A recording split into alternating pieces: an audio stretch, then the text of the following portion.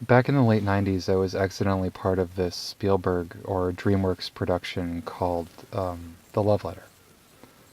And I know a lot of people don't even really remember it. It's this really shitty romantic comedy with Kate Capshaw, Spielberg's wife, and Tom Selleck. Thomas Everett Scott, the guy from That Thing You Do, and Ellen DeGeneres, it was in it. And I remember it was the late 90s. My family and I were vacationing in Martha's Vineyard. And we were staying in a portion or a piece of Martha's Vineyard that very much resembled Amity from Spielberg's own Jaws. And I remember because it was the late 90s, I always had to walk down to this Kodak store for film. Because that's the kind of camera we had back then. And I went down to the Kodak store one day and there was an ice cream cone over what used to be a picture of film. And I went like, holy shit, did this place become a Baskin Robbins overnight? And I went inside and there was the Kodak guy. And I said, what's going on? Why is there an ice cream cone on the sign out front? And he's like, oh, a movie production came into town and they changed all the storefronts. And I'm like, well, why would they do that? Why wouldn't they just, well, because it's a Kodak shop and Kodak's not part of the film. I'm like, okay. So, and it is a blank ice cream cone. It doesn't have like a company name. It's so weird. It's like, you're in the simulacrum of a town for so long and all the stores are mixed up now. It's like all the stores played musical chairs and you want to go to a convenience store, but it's not a convenience store. And you're just like, ah. So right away, I was disillusioned with Hollywood. As a teenager, I'm like, what the fuck? Like, this is so annoying. And every single time I tried to cross the fucking street, a PA with a visor and a clipboard would put her hand on my chest and be like, excuse me, we're shooting a scene and you'd have to sign a release and you might be in the background and you might be in this shot. And she was obviously trying to control the human traffic or like the foot traffic on the street with like more attractive people going by when they were shooting. It was really offensive, really annoying. And I remember standing there once waiting for Thomas Everett Scott to finish a take.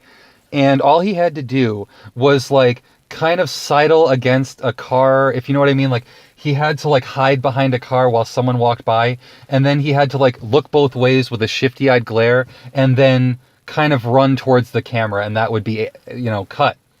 And he must have done that like 6 or 7 times and they wouldn't let me cross the street while he was doing it.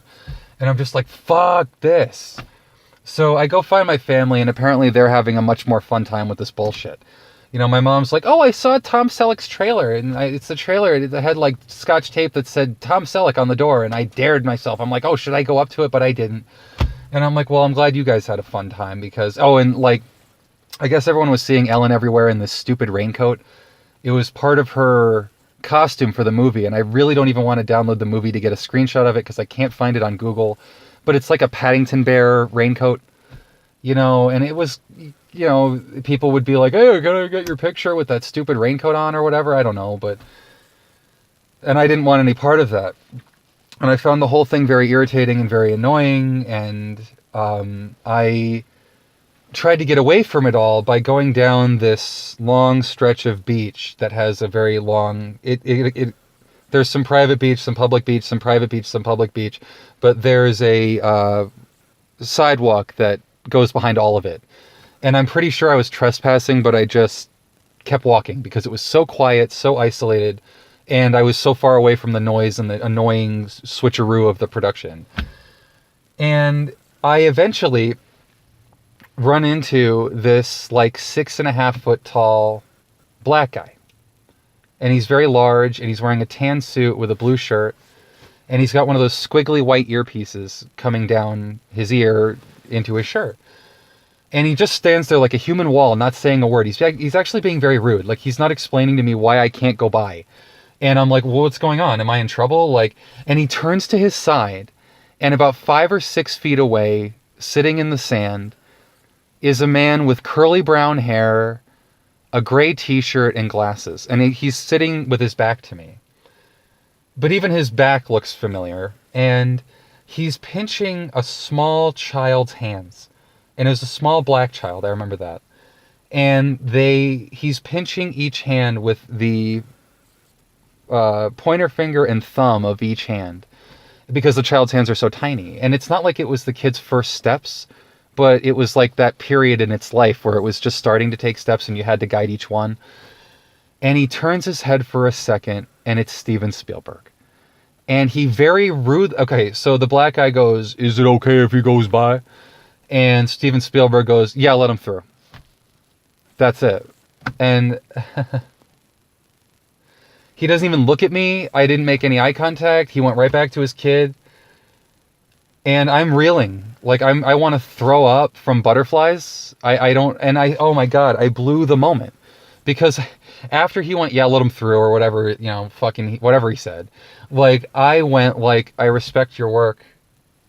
It was like the worst thing I could have said. And I think he even went like, "Yeah." If he responded at all, he went like, "Eh." And it was the worst, most like crushing, like all the magic of Hollywood was drained from the marrow of my soul in that moment. I hope it's not why I hate celebrities so much.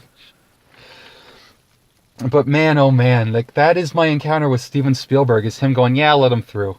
I really respect your work. Yeah."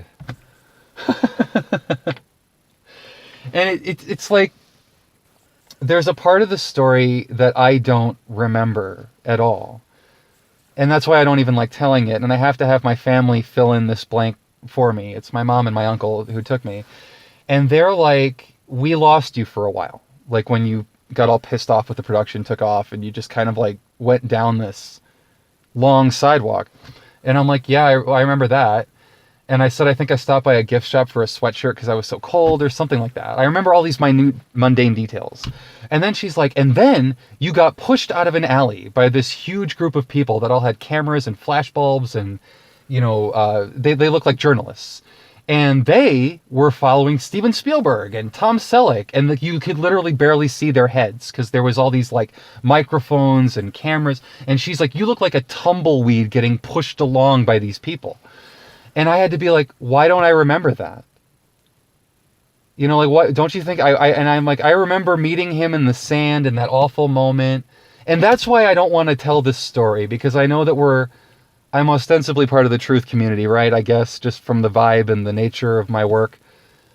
And I don't want people going like, "Ah, you were butt raped by that man and the man who was going to be Indiana Jones, and haha." And I'm not even saying that. I'm not making the implication. I don't want to get suicided. I don't even believe that's what happened. But I do just think it's weird that I don't remember that part of the story. That I remember everything up until that moment. And it really could just be the excitement. It could be that I was overwhelmed and disappointed in myself and crushed. But I don't remember being pushed aside by his entourage like that. And you think I would. But it's part of the story. It's been verified by my mom and uncle, sources. So that's it. That's my story. I think it's my longest video too. But I don't like telling the story because of that weird ending, and because of everything we've learned about Hollywood and even, yes, Spielberg. And you start finding out about how Michael Jackson was supposed to be in Hook, and you watch that finger painting scene with Robin Williams and the Lost Boys, and you're just like, okay, look, I'm not making any implications other than that. Please. Like, I'm telling a story. I'm telling it the way I remember it, the way that it was filled in for me. But isn't it weird that I even feel so scared to tell it? I'm like, "Oh God, please, Mr. Spielberg, don't send your goons after me." I do love and respect your work. Raiders is my favorite movie. Except for the part about Marion being 11 or 12 or something when she first fucked Indy. Yeah. Take care, everybody.